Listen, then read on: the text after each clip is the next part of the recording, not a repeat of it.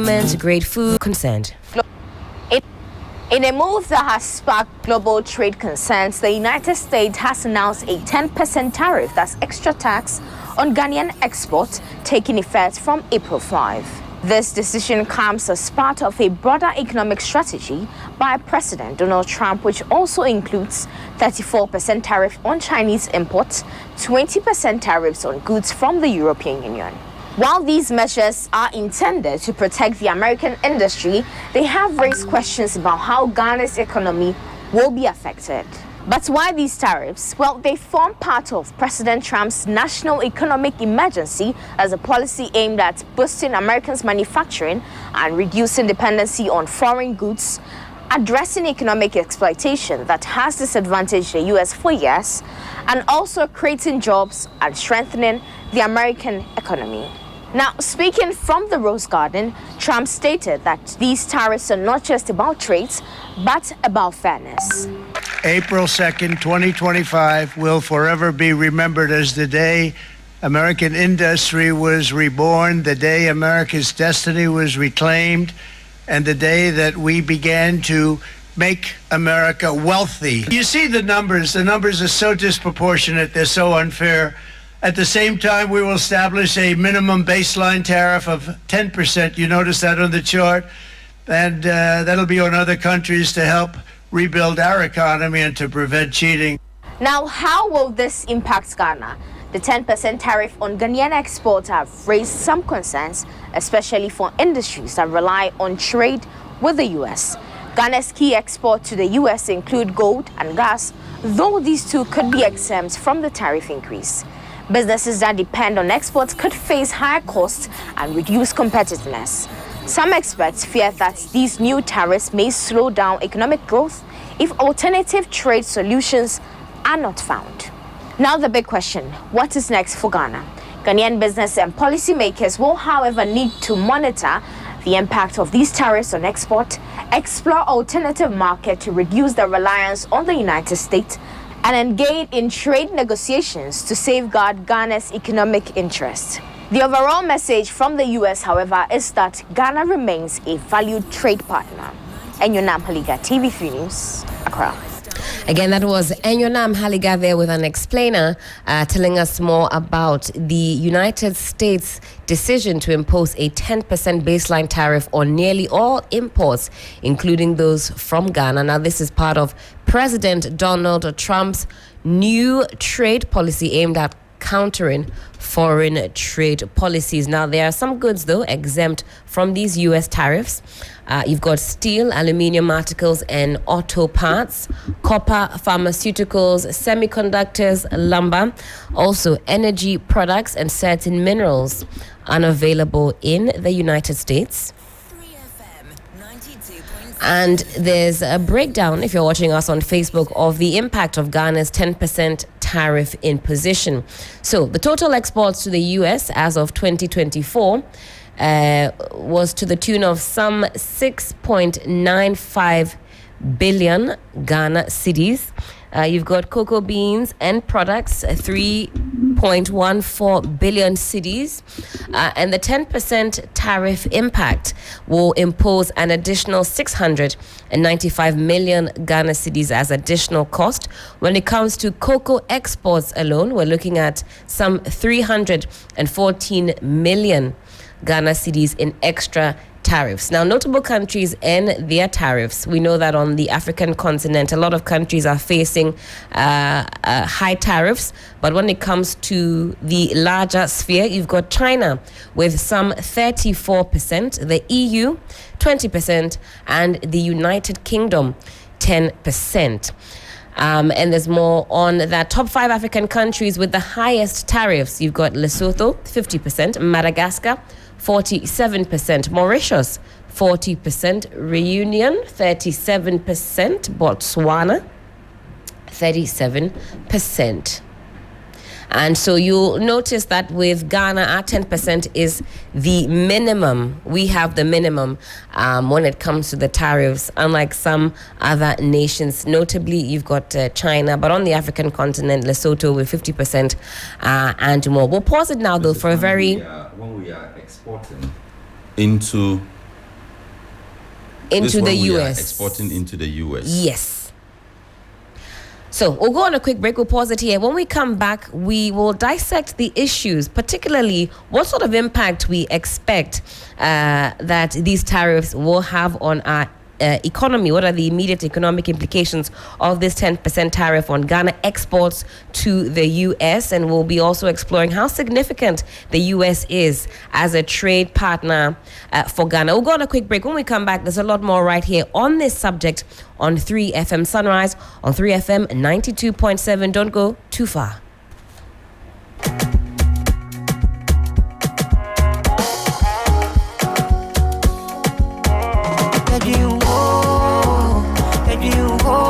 Baby.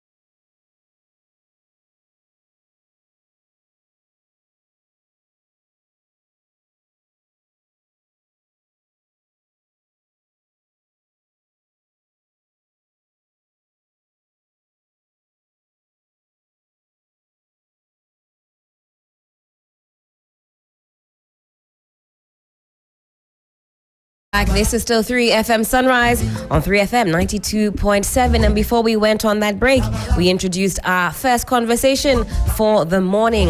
And this one is centered around President Trump, US President's decision to slap a 10% tariff on Ghana and other nations in a new trade war strategy. You can find the full details of that on 3news.com. But we're joined on the telephone by Mr. Fred Kwashi Aute. He's a tax practitioner and international tax advisor. And we're going to expand the tentacles of this conversation and bring you some insight on what that could look like for Ghana's economy. Fred, good morning to you. Hope you're doing well. Good morning. Thank you. I'm doing very well. All right, and thank you for joining us on the program. Let's kick off the conversation as far as these tariffs are concerned. Now, are you surprised by this 10% tariff imposed by President Trump? Well, thank you. To a large extent, no. I wouldn't say I am surprised because this must be expected given the current trade war between the large economies, particularly between China and the United States of America.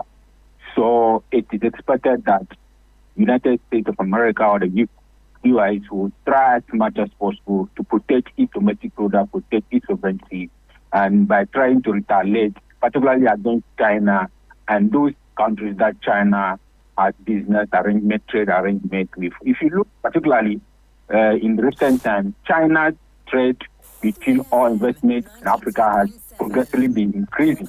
So as a result, and then also China and the U.S. have been having this trade war.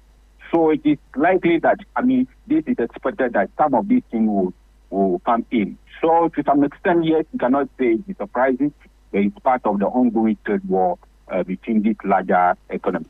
Right. Now, from a tax perspective, how will this tariff, this 10% tariff, affect Ghanaian exporters, particularly looking at pricing and competitiveness? Great. I think you particularly addressed that in the question already. But if you want to talk about trade tariffs, it affects export and imports of goods and services. So if the U.S. imposed 10% tariffs on all imports coming from Ghana and other African countries, what it means is that our products which will be sent to the U.S. will be more expensive, and that can affect competitiveness of our product and competitiveness in terms of the pricing of the product. And that will go a long way to also affect the number of goods and services the number of goods that are imported or exported into the U.S. Market. And it goes a long way to affect our national economy, our jobs, and then our trade with other countries as well. Now, if you look at the African continent, other nations have a much higher tariff imposed. Lesotho, 50%, Madagascar, 47%, Mauritius, 40%, Botswana, 38%, Angola, 32%, South Africa, 31%, Algeria, 30%, La Côte d'Ivoire, 21%, Namibia, 21%. Then you've got Cameroon, 12%, Equatorial Guinea, 13%, our neighbors, Nigeria, 14%. What would you say accounts for Ghana having that minimum baseline of 10% and not maybe a 50% like we're seeing in some other countries? Okay. I think U.S. has a national policy towards their international relations with other countries. So we can get this particularly from the group, the African Growth and Opportunity Act in the United States, which actually have some threshold policy on how they can deal with a particular country concerning trade. So if a country which does not have a good democracy, doesn't have a good security issues, doesn't have issues concerning, treatment of human rights and other things, they try to vary all those kind of, policies that can affect your tariff. If you look at Ghana, for instance, you have a very good democracy with just same power, and then there's no issue security matters in the country. Right. And human rights issues have been that minimal. Abuse of human rights has been that minimal. So the United States will look at these considerations in order to see which country they will impose more tariff in. And then, but also you also have to look at economic transactions or trade transactions with other rivalry countries like the China. If China is dealing a lot with you as a country, you don't expect the United States to also give you, a dispensation which is equal to other countries where there's a lower trade between China and that particular country. So I would say that the United States look at various factors, including which I have enumerated earlier. Now, are there any existing tax incentives or reliefs that Ghanaian businesses can leverage on to offset these new costs? Okay, good. If you look at the AGOA, which is set to expire in September 2025, meaning that this AGOA allow exemptions on certain goods which are exported into the United States. But with this tariffs, it suggests that there's uncertainty of this tariff or this program or act or privileges being withdrawn. Now, Ghana and the government of Ghana have to look at this and see how we can promote our own products, how we can also collaborate very well with African Free Trade programs, and how we can also take advantage and utilize other trade arrangements within the African and West African countries, particularly relating to common external tariffs, African EU, European Union trade issues. So we have other alternatives that we can leverage on, provided government direction within that particular area. Because the increase in the tariffs has negative economic repercussions on the economy, both on our national currency, and also on inflation, and also on jobs, because companies that export to the U.S. will not have their goods to be uncompetitive. That will mean that products will not be consumed in the U.S. They may not be able to sell their product to the U.S. They have to find alternative market. And if there's no immediate alternative market, it affects jobs. And it comes to fit other economic difficulties to the citizenry in the country. Now, as it stands now, does Ghana have any legal grounds to challenge this 10% tariff imposed? Okay.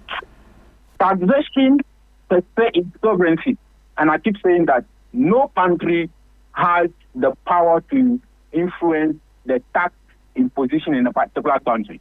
So every country has the supreme legal power or authority to impose tax. And all countries have equal authority to impose tax. And so you cannot challenge the imposition of a tax in any country at all. The best you can do is to have a diplomatic relations, diplomatic meeting with the other partners, other countries, particularly the United States, and see how these issues can be minimized, and then also look at other alternatives with that country. Right. But you cannot challenge it legally in any court, because every country has a sovereign authority to impose tax, including Ghana, including the United States. And the United States cannot come and determine how much tax or what government of Ghana want to impose tax on. Likewise, Ghana cannot do that. So it is not subject to any other judicial challenge, even at the international level. The best we can do is to go through the diplomatic means to resolve some of the issues. Now, could Ghanaian businesses explore tax-efficient trade routes to bypass some of these tariffs, maybe through an intermediary nation, for example? Yes, actually. But if you look at the tariff imposed in Ghana, particularly 10%, which is lower, and you can try to look at trade substitute and see what other means you can use to actually achieve the same trade you wanted to do in the United States with other partner countries. So yes, you can do some trade substitution that can be explored, so that to the extent that it will not have a negative impact. The current arrangement or the current disposition will not have a negative impact on Ghanaian businesses which export into the the US. Now, in the long run, how do you see this tariff affecting foreign direct investment in Ghana? It will be a mixed feeling in this way. Let me put it this way. If our export to the United States is reduced, then what is likely to mean is that our currency is likely to be affected. That will make our pricing of goods and services even within account, because we may not be able to get a hard currency to do business, and that will mean that there will be impact on our currency. And once this is happening, we have a higher inflation, higher exchange currency issues. you are likely to have a low foreign direct investment in the country. So it will be very disastrous in the future or in the long run if government doesn't take the right steps to resolve this and quickly find alternatives for Ghanaian businesses which would otherwise have exported to the United States. Now, because you talk about alternatives, would this situation encourage local production? Do you see it encouraging local production and intra-African trade under agreements such as the African Continental Free Trade Area? Exactly, yes. That is what we should be looking at. In fact, we should be doing this thing for a long time. You have the headquarters of African Trade Agreement in Ghana and in Accra. And we seek not to have a better exploitation of this benefit because we need to look inwards, look within the bloc in Africa and West Africa and see how we can trade within our countries. And we also have to look at the ways of reducing tariffs because if we look at African trade, the tariff agreement is supposed to progressively reduce. And existing tariffs have to be, executed in one way or the other.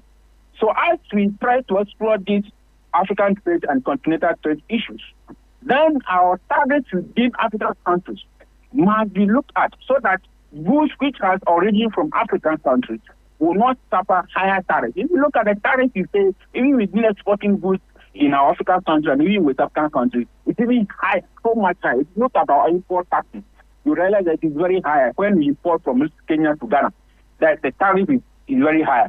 But so we need to look at how better we can explore and then effectively implement the AFTA agreement.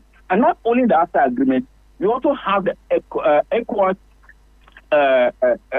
tariffs, which agreement, which can be also be exploited in one way or the other. So governments have to look inward and within the African countries and the West African countries so that some of these things can be reduced. The external shocks like what is happening now can be minimized on national economy.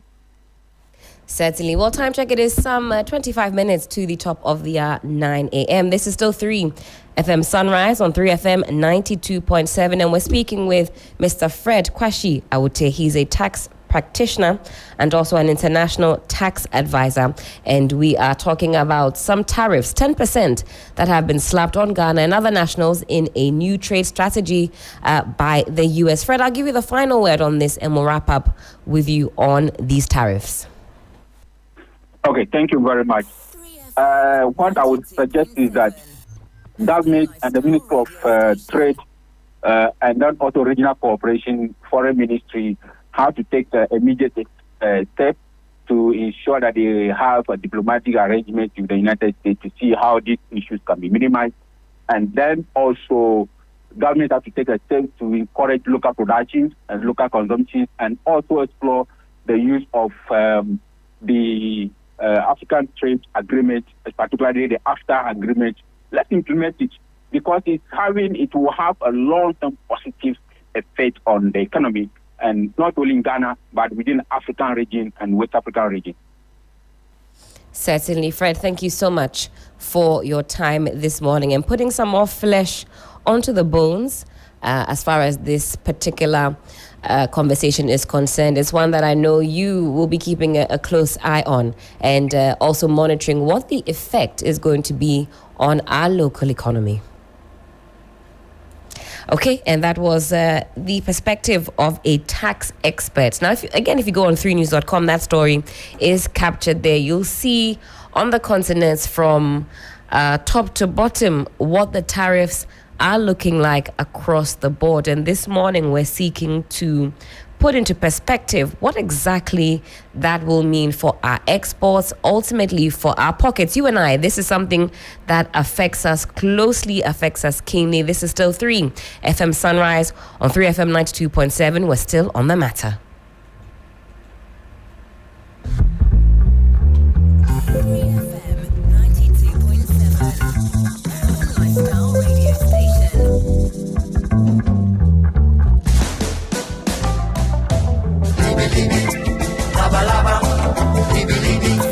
Lava, lava, libi, libi, lava, lava, libi.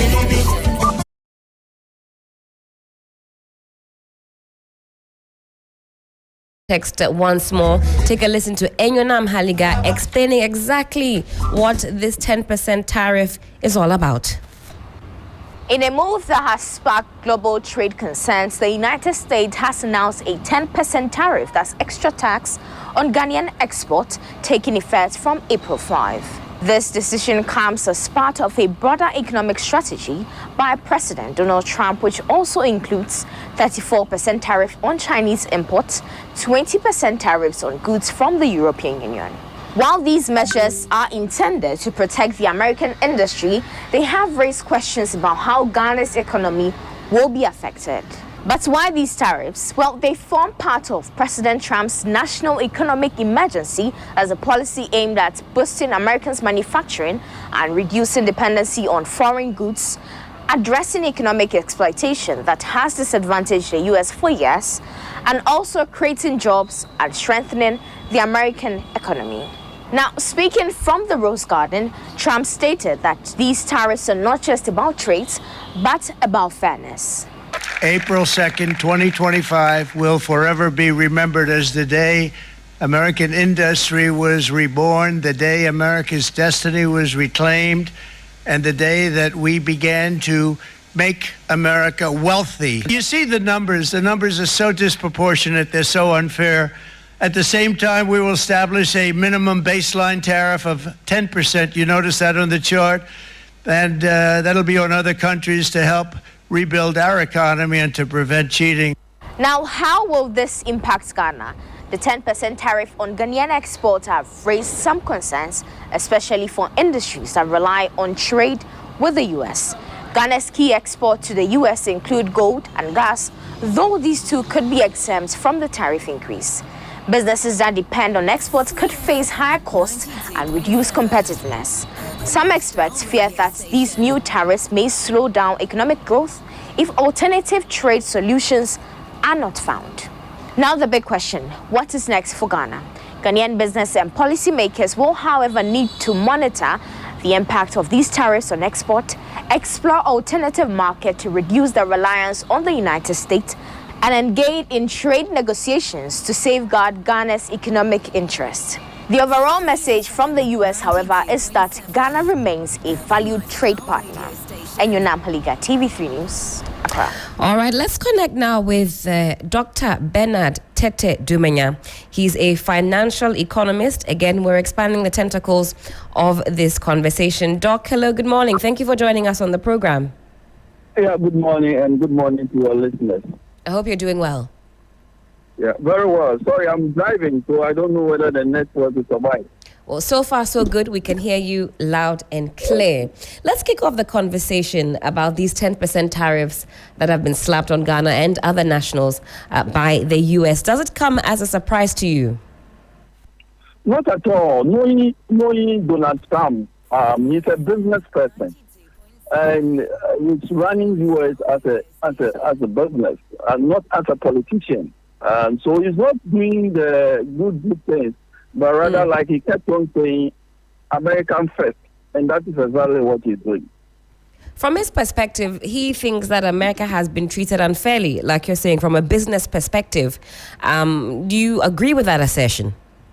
100% I agree. I think that we should start learning from Donald Trump. He may not be politically correct, but what he's doing, it may have its own repercussions. But largely, I think he's trying to save American businesses. What are the immediate economic implications of this 10% tariff on Ghana exports to the U.S.? Well, you realize that we import everything. The Ghana economy is heavily reliant on exports such as cocoa, crude oil, and textiles. So for me, there are a few things that it will be, like broader economic implications. For example, competitiveness. In other words, additional costs imposed by the tariff may make Ghanaian products less competitive as compared from those countries subject to similar tariffs. When you look at the economic growth issues, given the significance of exports to Ghana GDP, will definitely reduce access to the U.S. market. Market could slow down economic growth and this means that it's going to affect government revenues if there's any.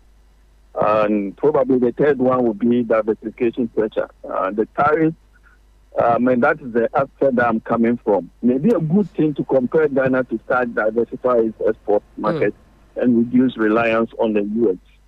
And this means that we need to find a new way and a new approaches to sign agreements with other countries that they may be friendly to Ghanaian commodities. Now, my next question is twofold. How significant is the U.S. as a trade partner for Ghana? And by your estimation, which sectors are likely to be hardest hit?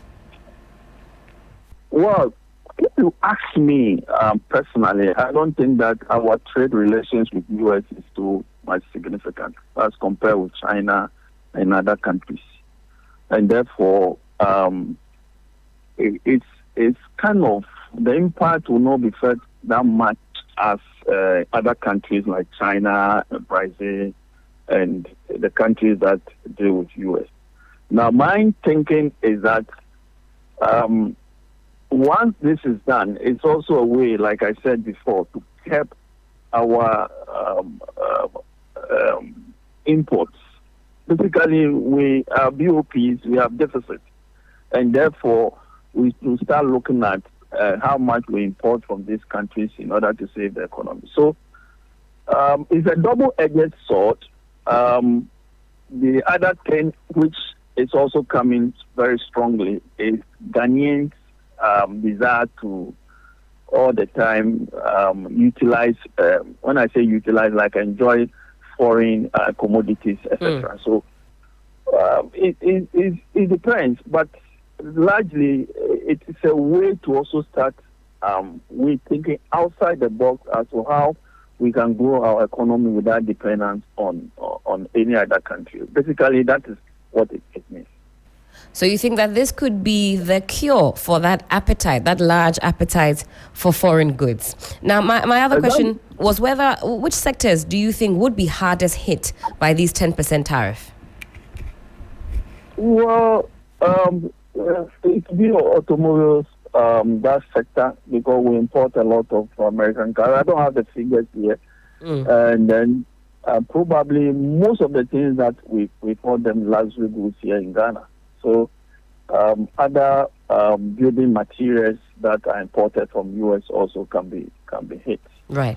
But as an agrarian economy, food and other things are not largely from those areas. So that will be something that we can safeguard or will be within. But anything that leads to the processing, I think it will be things that the prices of those items will definitely go up. And what do you say to the issue of currency depreciation? Could this tariff lead to further depreciation? Not at all.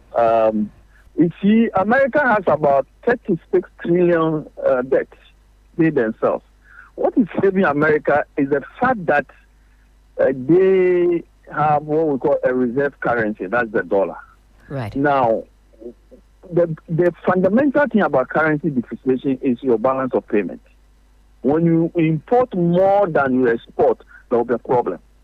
And therefore, like we said from the beginning, if we start looking at a homegrown solution and the demand supply, the demand on the dollar is less than what we supply, it will drive prices down. You realize that the Ministry of Finance is not doing anything on the treasury bill market. He's just picking exactly how much he needs. So you see, the financial institution will send so much into the market and you pick exactly what you need. And that is what has driven the prices down. So if we indeed want our city to be stronger, then we should look at that aspect of demand and supply when it comes to balance of payment. And therefore, for me, it depends on our outlook and how the handlers of the economy look at this. It will not have that impact so much on the economy. Unless we continue to import and demand the dollar. If that happens, then it's going to hurt us. Let's talk about the impact then on small and medium enterprises in export-driven industries like cocoa, in textile. how do you see these tariffs having an impact? Well, basically, you see, I kept on saying, even though we have the agua, but the question is, how much do we export in that sector? For me, it's not much, because sometimes we don't meet the standards and we have problems of those standards. Two, there are other markets that may also demand our products or commodities, which I think we should start looking at that. So small businesses, yes, but as to what quantum do we send to American market is a question that we need to look at. You'll be surprised that we trade with other countries more than America. But because America is America, that's why we are seeing that. And therefore, it's opportunity to look at other avenues as a small businesses rather than always looking at America. We need to find a way to divorce America from most of these trade partners.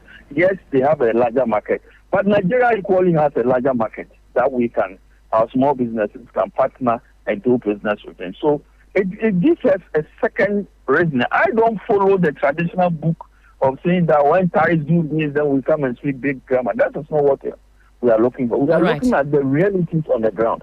And I think that once we're able to put our hearts together, we should be able to minimize the impact or the effect on our industries. I mean, because you bring our economic situation at this point, from where you sit, given the we've had a change of government, we have listened to the very first budget reading, the forecasted figures.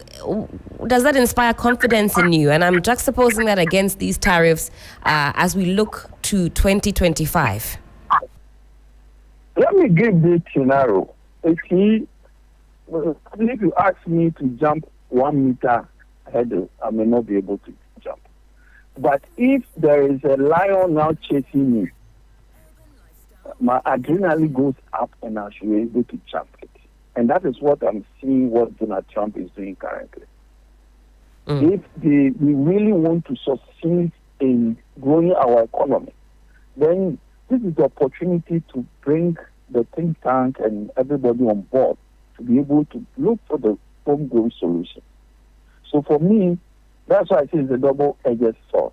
It's partly good and partly bad. Partly good because it now will strengthen us to know and find other means.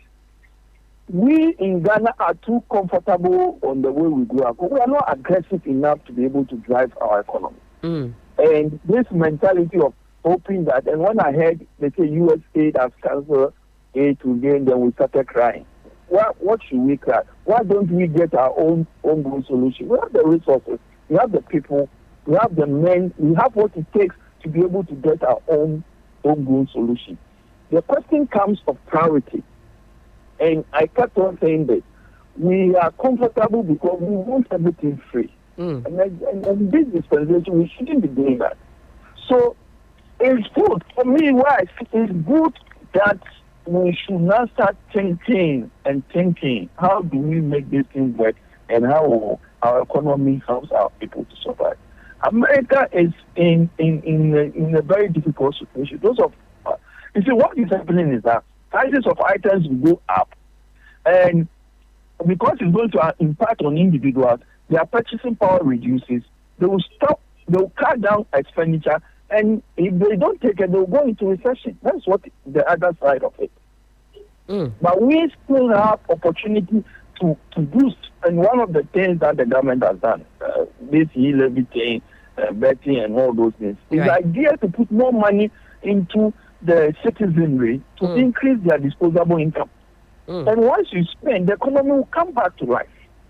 So it's good and bad depending on where you stand and your capabilities. I think that Ghana, we have all that it takes to be able to anchor all this and we stop blaming other trade war and all those things. I don't think that it's realistic when we start doing that. So would you say then, given what Would you say then that Ghanaian businesses and industries are simply not taking full advantage of regional and international trade agreements? We've talked about what's going on in our very own continent. From where you sit, what is the biggest barrier? Time without number, these conversations emerge, and we talk about how we are not taking full advantage. What exactly is the issue? The issue is that we prefer to look at anything color to that of our own. That's the first thing. We have after here in Ghana, and how much trade are we trading with ourselves? Let me give you an example. If I want to travel to even Cote d'Ivoire, sometimes you have to go to France before you come back. Is it fair? If I want to go by air, I have to go to France before I get a flight to Cote d'Ivoire. So we are still stuck in this shell that we are not able to do. And I like what President Mahama is doing of late, trying to reach out to other countries. Please, let's start trading among ourselves. And we should follow suit as businesses. Look, Ghana Commercial Bank is the biggest bank probably in Ghana. How many branches do they have outside Ghana? Have you thought of that? How many of our companies have tried to venture into that? So there must be a way to start a little bit. And then it will help the government to create the enabling environment for us to foster trade relationships. So until we Africans or even the sub-region start trading, I don't think that will make any headway. So it's not anybody's making. We must start talking from the political to the economic among ourselves, and then I'm sure that it will open up. Look at what Burkina Faso is doing. Some of the things when you read, you get shocked. And this is a young man, he doesn't have any political training or anything. But he's using the common sense approach in order to make the life of his people better. I think that is what we have to be doing. You're right, to Doc. work on what we call the needs first for our people. Then we can move on to the wants, which we assume is luxury. Then we move on to the other arena. So we must start looking at the fundamental things that will help us to trade among ourselves, and then from there we can take it. Certainly, Doc.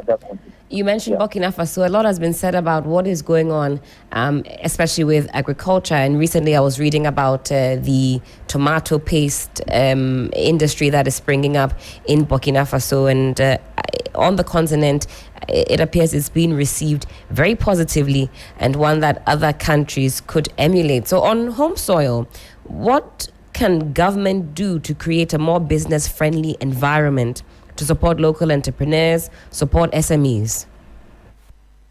I think the government is doing the right. The first one is also to look at CIDA and consider CIDA, what will they do to help to strengthen the public sector. The state enterprises must also be up and doing. And once they kickstart the road, the private sector will follow. The second thing is that government should be able to create this enabling environment for the private entities. Access to credit is high.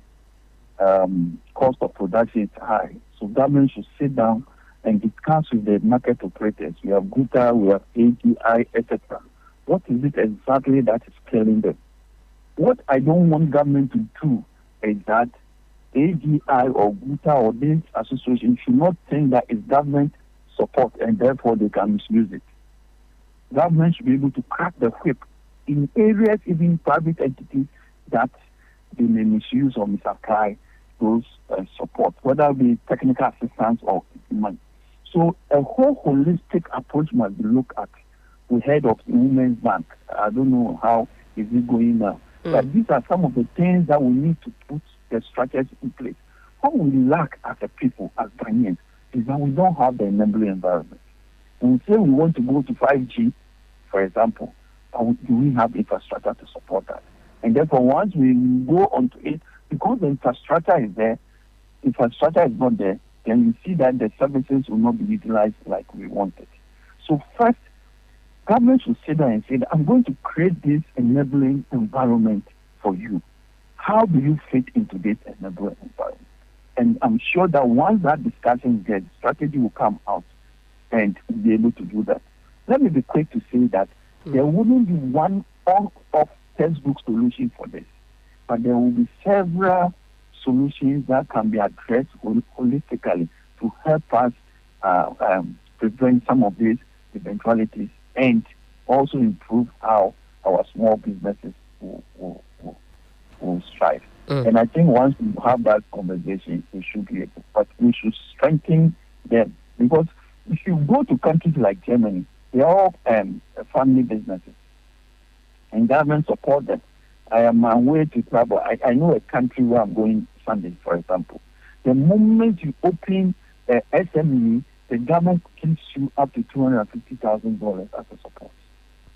You know, and it encourages people with entrepreneurial spirit to go. There are people who have ideas. There are people who have thoughts, but they don't have any that support. Those are the things that I want government to look at it critically and see how best they can help the individuals to be able to set up. Certainly, Doc. Thank you so much for making time for us this morning and for expanding the tentacles of this conversation. Do have a wonderful weekend. Thank you also for having me. Thank you. Thank you. And that was Dr. Bernard Tete Dumenya, financial economist, weighing in on this issue of Trump slapping 10% tariffs on Ghana and other nations in a new trade strategy. Now, as the policy takes effect, African leaders, trade analysts, and businesses will be watching closely to assess how these sweeping changes will impact economies in the months ahead. Of course, we will put you front and center as far as these pertinent issues are concerned. 9 a.m. is the time. This is still 3FM Sunrise on 3FM 92.7. We'll go on a quick break. When we come back, there's more. It's the battle